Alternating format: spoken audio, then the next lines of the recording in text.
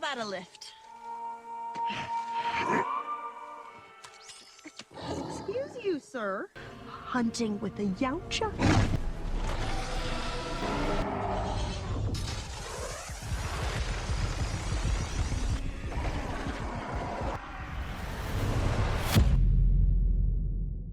The story begins on the planet Yatza Prime, a world where the Yautz are the ultimate hunters and every other living thing is their prey. A spacecraft travels across the planet's surface carrying a warrior named Dek who's looking for his brother Quay. Dek eventually tracks him down, realizing that Quay is using a magical cloak to stay hidden. As Dek searches the area, Quay launches a surprise attack, sparking a violent battle between the two brothers. Dek is determined to show that his fighting skills have grown and strikes at Quay with everything he has. However, Quay is the more skilled fighter. He easily blocks the strikes and wins the duel by knocking Dek into a deep trench. When Dek climbs back out, he claims he's finally ready to be a true Yautza. Quay disagrees, telling his brother he still lacks the necessary experience. While exploring the ship, Dek finds a toy that Quay has saved for him. Quay reveals it's a special gift and explains the law of the hunt. To join a clan, a warrior must slay his prey and bring it home. While Quay scans for a target, Dek points out planet Jenna, a place known as the Death Planet because it is inhabited by an invincible monster called Kalisk. Dek immediately chooses this creature as his mark, desperate to prove his strength to a father who views him as a failure. Quay warns him that this path leads only to death, but Dek refuses to back down. Suddenly, their father's massive ship arrives. He confronts Quay, demanding to know why Dek is still alive. He calls his youngest son the shame of the clan and commands Quay to execute him on the spot. Using a high-tech device, the father pins Dek down. Quay raises his weapon as if to strike, but at the last second he smashes the restraint instead. He forces Dek into the smaller spaceship and locks him inside for safety. Furious at this betrayal, the father engages Quay in a brutal duel. The father uses supernatural powers to turn invisible, using his magic cloak to completely overwhelm Quay. From behind the glass of the ship, Dek is forced to watch as his father brutally kills his brother. With his final breath, Quay uses a remote to launch Dek's ship toward planet Jenna. Dek screams in silence as his brother's life ends, hearing Quay's last command echoing in his mind, "Bring it home." The spacecraft departs for its destination. As it nears planet Jenna, large space rocks in orbit slam into the hull, waking Dek from his sleep. As the ship drops into the planet's atmosphere, it's suddenly attacked by a flying beast, causing it to crash into a thick forest. Fueled by rage over his father's cruelty and the loss of Quay, Dek finds his resolve. He looks out at the alien world and swears to achieve victory in his brother's name. He begins checking his gear and weapons, preparing for the hunt. However, while he works, the ground begins to shake. When he turns to face the noise, the roots lunge at him like whips. He drops his weapon in the struggle, but he quickly grabs it and slices through the wooden tentacles before they can crush him. Breaking free, he runs into the open. Before him lies the massive, deadly wilderness of planet Jenna, waiting to test him. Later, Dek bandages his injuries with large leaves and pushes forward. As he travels, he passes the skeletons of dead animals, realizing that even the plants on this planet are deadly. Eventually, he finds a girl named Thea trapped inside a strange nest. Suddenly, a flying beast throws a stone, triggering the nearby plants to attack. Thea offers to help him, but Dek replies, "Yautza hunts alone," and charges through the attacking plants. During the fight, one of the plants strikes him, and he begins to feel sick from its venom. As Thea pleads for his help, Dek throws a weapon to free her before collapsing. Just as a monster is about to eat him, Thea manages to save him and kills the beast. Dek then loses consciousness. Minutes later, Dek wakes up. Thea has saved him by using an antidote she made from the very same flower that poisoned him. Dek stands up and helps her up too, but he's shocked to see that she is missing the entire lower half of her body. Thea explains her origin. She is a synthetic created by the Weyland-Yutani Corporation. She was sent because the planet is too deadly for humans to survive. Dek, unimpressed, simply drops her. Thea doesn't give up. She points out that while many Yautza warriors have died trying to hunt the Kalisk, she is the only one who survived an encounter with it. She proposes a deal. If he carries her, she will guide him straight to the creature's den. This way, she can recover her mechanical legs, and he can claim his trophy. Dek realizes Kalisk is the one who tore her apart, but he still hesitates. It is only when Thea describes herself as a useful tool rather than a partner. Meanwhile, Dek discovers his navigation system is completely destroyed. Seizing the opportunity, Thea reminds him that she is the ultimate survival tool for the planet Jenna, possessing knowledge of the planet that he lacks. Dek finally gives in and brings her along. As they travel, Thea keeps talking and asking him various questions, but Dek ignores her. While crossing a narrow stream, Thea mentions that she has spent years studying predator organisms and understands exactly how they think. To ensure they aren't separated in the dense brush, Dek uses vines to tie Thea to his back. As a heavy storm begins to start, they find a place to rest. Dek finally breaks his silence and asks how long she has been stranded on Jenna. Thea revealed she has been there for 2 years, ever since their team built a research base. She explains that she and her friend Tessa were exploring the planet when a Kalisk attacked, tearing their team apart and separating them. Despite the time that has passed, Thea tells Dek she still believes Tessa is alive and waiting for her. While Dek and Thea walk through the wilderness, the scene shifts to the Wayland-Yutani base. Tessa, who is an identical synthetic model to Thea, has indeed survived. Though she returned damaged and failed her initial mission, her superiors aren't giving up. As her systems reboot, Tessa is trapped in a loop of memories, repeatedly calling out Thea's name. The base computer coldly interrupts her, reminding her that emotions are secondary. Her primary objective is to secure the Kalisk. The facility's sensors then pick up a new signature on the planet's surface. The computer identifies Dek as a Yautza and labels him a Tier 1 threat to the mission. The next morning, Dek heads out to hunt for food. He spots a bone bison, a massive creature that usually serves as prey for the Kalisk. Dek tries to move closer, but he's forced to stop when he realizes the field is covered in razor grass. Just as Dek prepares to throw his blade, a small, mysterious creature leaps from a tree and lands right next to them. Thea's database can't identify the species. Dek lets out a terrifying roar to scare it away, but the little creature surprisingly roars right back at him. Without fear, the creature begins chasing the bison across the field. It moves easily through the dangerous area because its thick armored skin is completely immune to the razor grass. Furious that a small creature is outperforming him, Dek leaps into the tree to track the bison from above. The weight breaks a branch and the duo falls. Dek stabs his blade into the trunk, stops the fall right before the touch of the dangerous grass. When the bison charges past, Dek leaps onto his back and stabs it, but the beast slams them into a tree to shake them off. Frustrated and looking for someone to blame, Dek tackles the small guy to start a fight, forgetting that Thea is still strapped to his back and getting flattened in the process. Despite its size, the little guy is incredibly strong, but Dek eventually pins it by the neck. The fight is interrupted by the bison charging back towards them. Dek throws his sword and catches the beast's mouth, holding it mouth open while the blade's momentum slices the animal in half. Dek roars in victory, but his celebration is cut short when a massive tentacle grabs his leg and drags him into the air. They have been captured by a Luna bug. Its powerful tongue tentacle is wrapped so tightly that Dek can't reach his gadgets.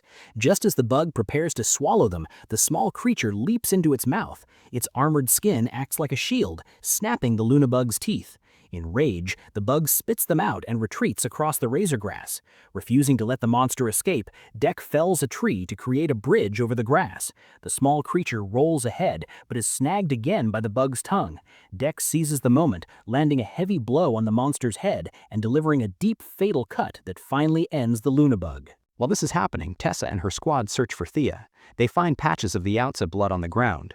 Using their high-tech weapons, the team blasts through the dangerous tree roots to clear their path. That night, Thea, Dek, and the small creature sit together by a campfire.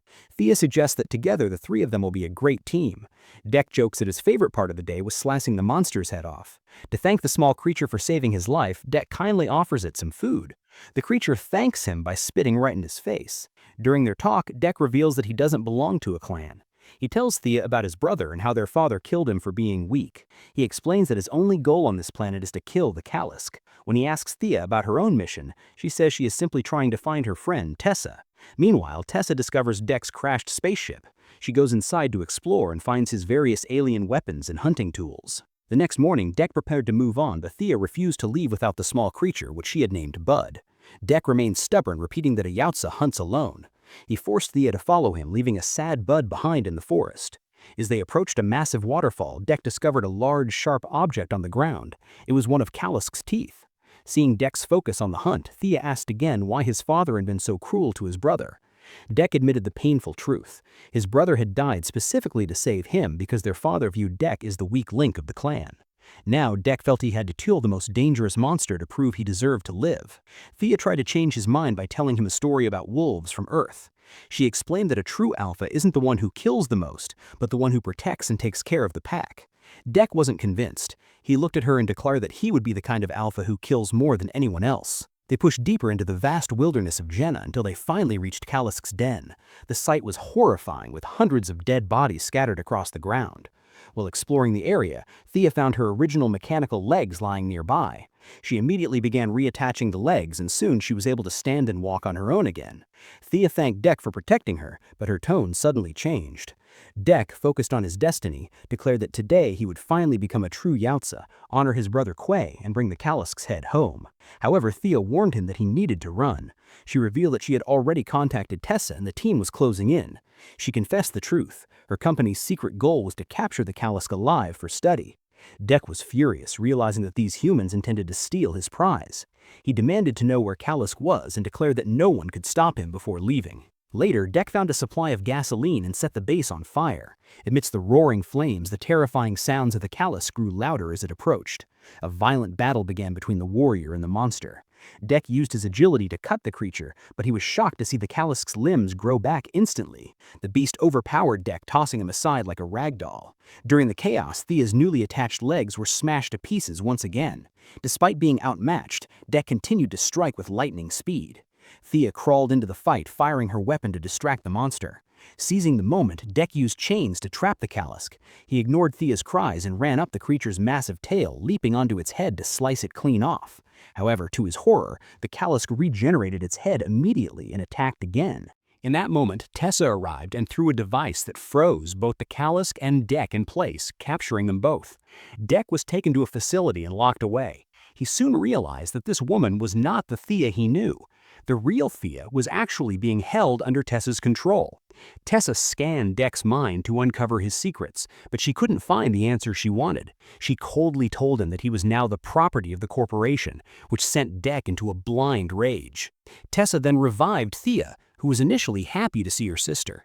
Tessa remarked that their mother would be very pleased that they had secured both the monster and the Yautza. Dek felt a deep sting of betrayal, believing Thea had tricked him all along.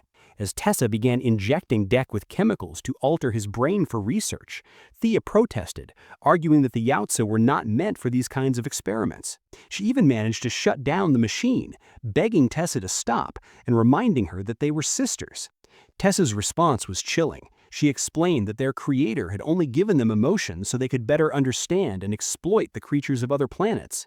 While Thea argued that Dek was special, Tessa remained cold. She reminded Thea that saving her from the Kalisk had already cost too much. Swearing she wouldn't make the same mistake Quay made by dying for his brother, Tessa ordered her guards to lock Thea in a box.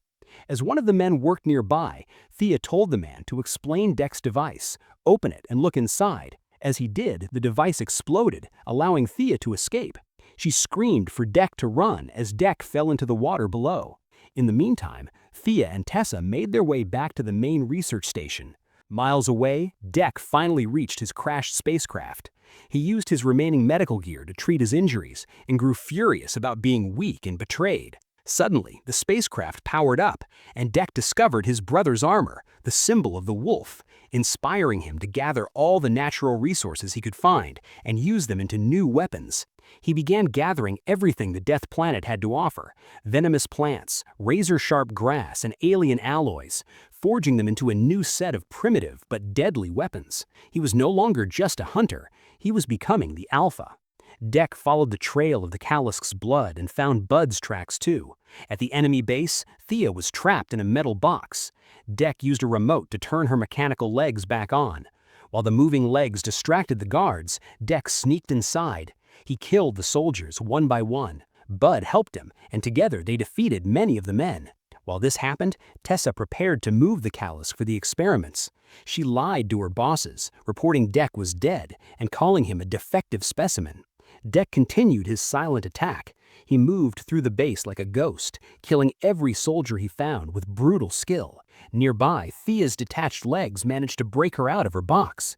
When guards arrived, the legs played dead to trick them, giving Dek the chance to finish the men off. Thea then jumped into the fight, killing several enemies with her mechanical legs. When Dek finally reached Thea, she was deeply moved that he had come back to save her. Bud appeared too, and they realized the truth. Bud was the Kalisk's child, and the monster in the cage was his mother. Thea begged Dek to sound the alarm and set the mother Kalisk free. With only 20 minutes left before the ship launched, soldiers scrambled to find Dek. He sat in total silence, waiting for the perfect moment to strike. Suddenly, he launched a surprise attack, using his handmade bone and vine weapons to take down the soldiers with ease. Just as Dex seemed to be winning, Tessa appeared inside a massive, heavily armed combat machine. She unleashed a barrage of powerful attacks, using the machine's superior strength to crush Dex's defense and overpower him. While the battle raged, Thea tried to hack the control system using Tessa's biometric data. A soldier interrupted her, but Thea successfully pretended to be her sister, tricking the man and killing him. Meanwhile, Deck hid in the shadows to plan his final move. As Tessa searched for him in her massive machine, he ambushed him from above, clinging to the back of the machine. At that exact moment, Mother Kalisk broke free from her cage and joined the attack. Deck damaged the wires while Tessa threw a freeze bomb at Kalisk, but Deck shielded her and Kalisk destroyed the machine, devouring Tessa before returning to her child, Bud. Deck approached Mother Kalisk and gently touched her as a sign of mutual respect. However, a barely alive Tessa activated one final freeze device. The massive explosion killed Mother Kalisk and threw everyone backward. Bud was heartbroken as he watched his mother die. Just as Tessa aimed her laser to execute Thea, Dex struck from behind, wounding her. Bud then took his final revenge for his mother, ripping off Tessa's head. In the end, Deck hugged Bud, and together they left the planet and returned to Yautja Prime. When they arrived at the Yautja, Deck confronted his father. He told him he had returned for his rightful cloak and presented the severed head of the Kalisk. Instead of showing pride, his father ordered his soldiers to execute him. However, Deck was now a far more powerful warrior. He slaughtered the soldiers in a single swift motion. A final brutal battle began between father and son. Using his cloak's invisibility, the father initially overpowered Deck, but Deck used the ship's engines, kicking up a massive cloud of dust that revealed his father's invisible outline.